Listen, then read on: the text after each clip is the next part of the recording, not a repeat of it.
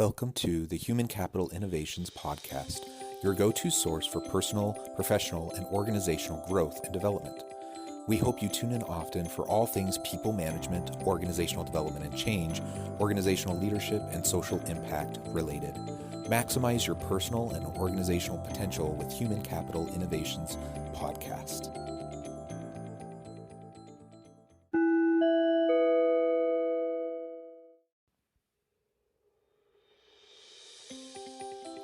Welcome to the Human Capital Innovations Podcast.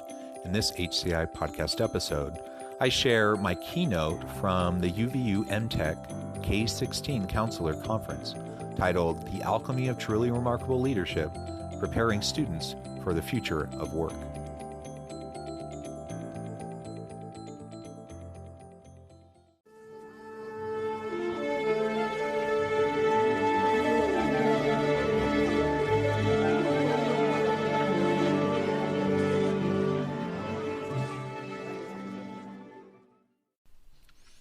Thank you for the invitation. It's a pleasure to be with you. And my time with you is very short today, so I just want to share a few ideas. I put my slide deck in the chat, so feel free to pull that up. I'll share my screen here in just a moment, but if you want the slide deck, and I may or may not actually have time to get to everything that I had prepared for today. Today, as Andrew mentioned, I just wanted to pull out a few of the ideas from my recent book, The Alchemy of Truly Remarkable Leadership, and focus on preparing students for the future of work. Really quick, I don't want to take time, a lot of time on this, but I am rather proud of my family. So here is my family. We're located here in Orem. We just live a mile north of UVU campus. My wife is a math professor. I am a business professor. We have 6 beautiful children, ages 17 to 7, and it's a wonderful place to be, and they enrich my life greatly. And I think most of you can resonate with that as something that we're striving for. And I think as we prepare our students for the future of work, we're trying to consider the conditions that they'll be in when they're trying to find success in their adult lives and with their families and future partners and things like that. To frame the discussion today, I just wanted to lay out 4 basic questions. How do we prepare our students for the future of work? Why is both technical education and university education important? How can we help students prepare and develop the skills for that future of work? And how can we stay motivated as we're working in this new environment sprung upon us by COVID, but also just as we continue to see shifting technological advancements that are going to be changing the nature of work in the future anyways. Many people have asked me why I chose the word alchemy for the title of my book, and it really resonated with me because it's the medieval forerunner of chemistry, this mixture of the art, speculative philosophy, physical sciences.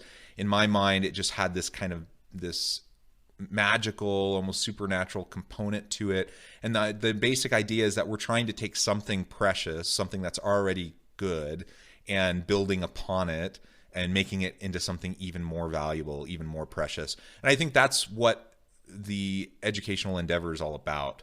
Both for us professionally, we're trying to do that for ourselves, but we're trying to, more importantly, do that for our students and lay out a path where they can find great success in their future. To start, I begin in my book just exploring this idea of technological innovations, disruptive technologies, and how the nature of work has shifted dramatically over the past 50 years. I don't want to go into any depth on this, but it doesn't take much more than just a little bit of an imagination and reflection to think back to how things were for previous generations, and even in our adult lives, how things have shifted, say over the last 10 or 20 years. I've been a professor now for 12 years, and what I do today as a professor is already quite a bit different than what I did when I started at UVU in 2009. And those shifts are going to only continue, and that's just in one sector, in one industry. What we're trying to prepare our students for is a new type of organization, a new type of workplace and really a new world that they're going to have to engage in a meaningful way in order to find success and happiness and joy in their life. So here's just a handful. There's a lot of different types of disruptive technologies and emerging technologies that are driving automation and other things that are going to displace some of the types of work that we've done in the past, or elements of some of the types of work that we've done. And that's disrupting labor markets, and it's disrupting organizations in the very nature of how they go about doing their business. Of course, robotics aren't new. Electric cars, I very proudly drive. My family drives 2 Nissan Leafs, and that's a kind of a cool thing. But more and more people are doing that. Self-driving cars, pharmacogenetics, quantum entanglement, 3D printing, so on down the list. Artificial intelligence and machine learning is something that gets a lot of play these days. And that's certainly going to change and automate a lot of the things that we do. And you've probably already started to see some of that in your own work, and how technology has started to free up more of your time to focus on those elements that as humans we're really primed to make contributions. So what are those types of skills that are really needed for the future of work? This is taken from the Institute for the Future in their Future Work Skills report in 2020.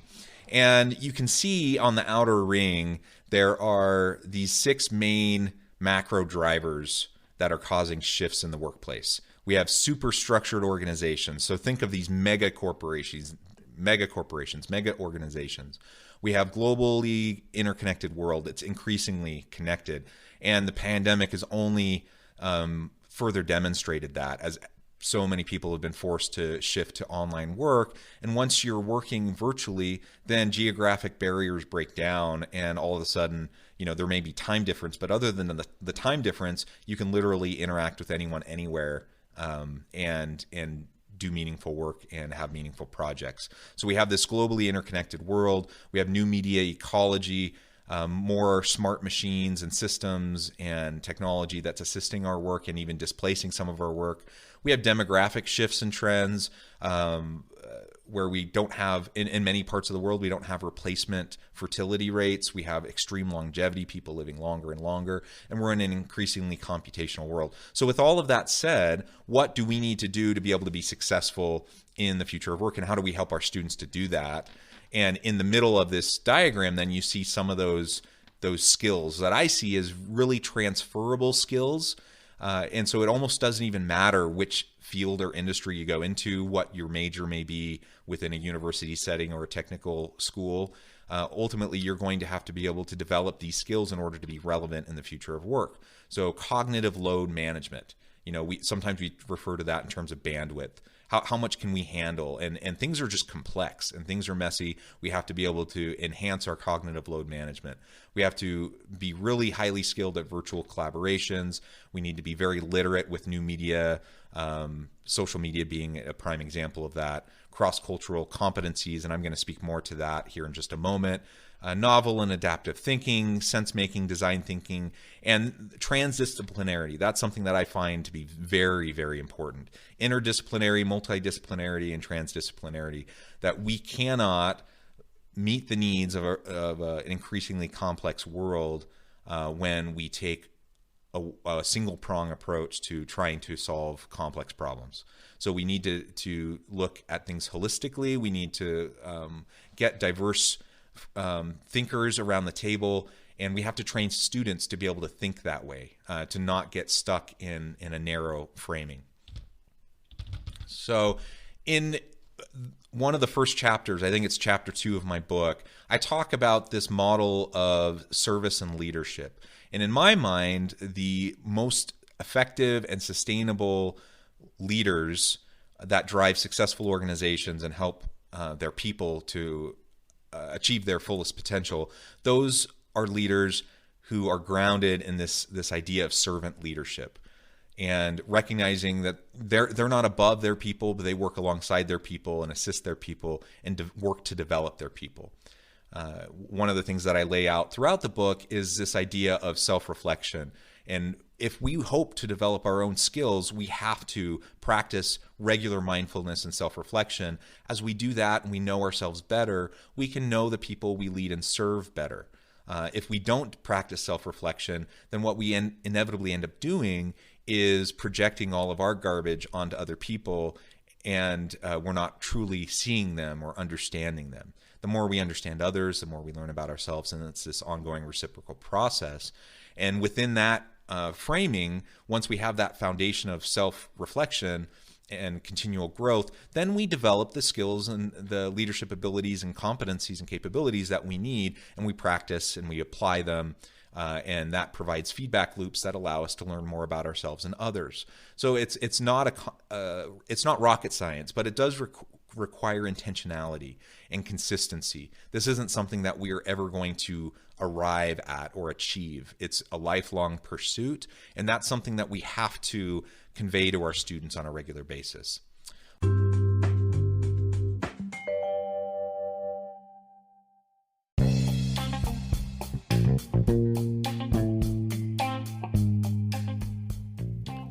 I'm excited to announce the publication of my new book from HCI Press, The Alchemy of Truly Remarkable Leadership: Ordinary, Everyday Actions That Produce Extraordinary Results.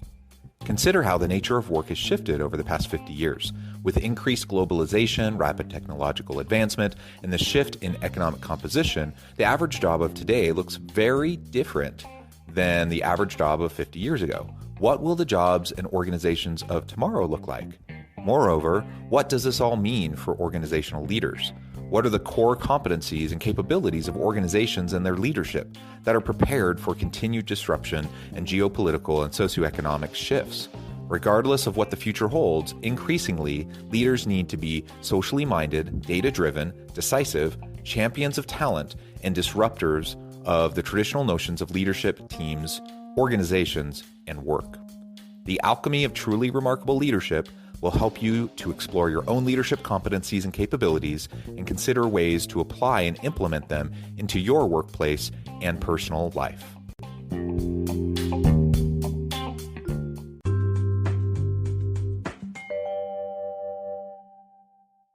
One of the proverbs that I talk about in the book comes from my time living in South Korea. I've spent an extensive amount of time in various Asian countries, but South Korea holds a special place in my heart. And they have all of these wonderful idioms and proverbs. Chulamjie comes from Confucius and Buddhist teachings that literally means bluer than indigo. The basic idea here is that, think about Asian culture, and many Asian cultures, they revere seniority, they revere the elders, they revere teachers and those in authority. And so if you have someone who is if you're helping someone to become bluer than indigo, that someone is becoming greater than the master, greater than the teacher, greater than the leader. And if I'm a servant leader, that has to be my number one goal, that I'm trying to help my people become and surpass my own capabilities, that they become bluer than indigo. And this all goes back to having a growth mindset. Carol Dweck talked about it in her famous book that many of you may already be familiar with. If we get stuck in a fixed mindset, then there's all these limitations around us. And the truth is, we all have limitations. We all experience different levels of privilege or lack of privilege. And as frustrating as that can be, if we want to start making progress into a positive future, we have to look at those things that we can control and develop a growth mindset where we know that with tenacity, with some grit and resilience, that over time we can improve and develop ourselves. And then we take that mindset and we convey it to our people that we lead. We need to do the exact same thing with our students. Many of our students come into the university setting or the technical fields, and this isn't something that naturally comes to them. They may not have experienced to a great extent in their childhood, but they need to learn how to do hard things. They need to learn how to face the challenges in their life and with positivity, and then grow from those hard things that they experience and make that obstacle in their path into a proverbial stepping stone to launch them into their future. One other quick proverb that I'll just mention before I kind of put a bookend to this and wrap it up is umul ane gegori. This means frog in a well. This is another wonderful Korean proverb that speaks to the importance of diversity. Imagine you're at the bottom of a well. You're this frog that was born and raised at the bottom of a well. Your world is so limited. You only know your whole existence is confined within this well, and you don't even know that there's a world outside of that well. And as we grow and we learn and we experience difference and we interact with those who aren't like us, what we start to do is we rise out of the well and we start to realize that there's this whole broad world out there. And in fact, there are many other frogs in other wells all over the landscape that have all come from their own upbringing, their own background, their own social norms and culture and values and beliefs. And our job is to help students recognize the value of their upbringing and the richness of their own values, but also recognize how other people from very different walks of life, different backgrounds, different perspectives, how they bring their values to the table as well. And at a minimum, we need to be able to learn how to respect that and be able to work effectively with people who have very different ways of understanding the world than we do. And this leads into this idea of diversity, equity, inclusion, and belonging. In the diversity wheel here, you see those different layers of diversity. And it's like an onion that you're pulling back, the layers. And it's not just those obvious things on the surface that we can see, but it's all of these other things that lie deeper within a person that we can only know once we really interact with them. And the challenge for leaders and the challenge for our students is to get beyond just diversity thinking and just equity and inclusion, but truly trying to create a society and organizations where the Venn diagram meets and where we have this sense of belonging, where everyone knows that they're valued, they're needed, they're wanted, they have an opportunity to meaningfully engage and contribute. That's where the value from diversity and inclusion comes from. And if we don't get to that step, then we're leaving a lot on the table. So my time with you has been super short, and I wish we could go into more depth. But as we come back to these initial questions, how do we prepare students for the future of work? We help them become increasingly comfortable with diversity and inclusion. We help them to work effectively and collaboratively with others. We help them embrace the beauty of the world around them and embrace the technologies that are out there that are going to assist them as they prepare for their future. We need both technical education and university education. I'll take my own discipline, for example, and human resource management. That's where I teach. There's a lot of technical skill that's really required of our students. And so we teach them in a traditional classroom setting. We teach them in traditional ways, but we also give them a lot of opportunity for experiential learning. And it's that technical experiential learning that will help them to be ready for the workforce, that makes them shovel ready to go out there once they graduate and make an immediate contribution. The best way we can help our students prepare and develop skills for the future of work is to first start with ourselves, to recognize where we're at, practice meaningful self-reflection on a regular basis, and then from there, we're going to have a clearer mindset in how we can help our students move into the future. This last question, how can we stay motivated working in this current COVID environment and for this new normal that we're going to find ourselves in? The reality is nobody likes change. The reality is people like consistency. They like certainty. They don't like being in a lot of turmoil and upheaval as we've experienced this past year. But whether we like it or not, it's happening. The COVID pandemic has only accelerated us towards these shifts that we were already starting to see towards the future of work. We're embracing more and more virtual work. We have to be able to grow into that ourselves, and we have to help our students be prepared for that future reality. Otherwise, we're going to be doing them a huge disservice. With that, I believe I'm out of time. I didn't have enough time to really go into more depth, but I welcome any questions. I would love your feedback on the book. When you get a chance to read through it and think about some of the ideas there, feel free to reach out to me at john.westover@gmail.com. And thank you so much for the invitation to speak with you today.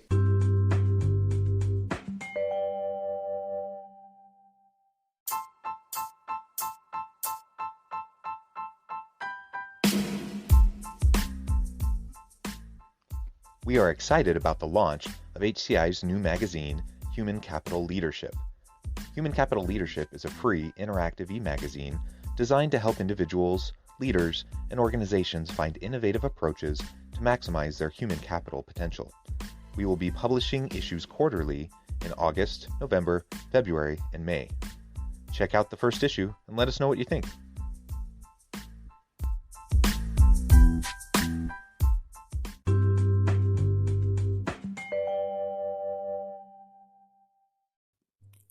Thanks again for joining us for this episode of the Human Capital Innovations Podcast. I hope you stay healthy and safe and that you have a great week.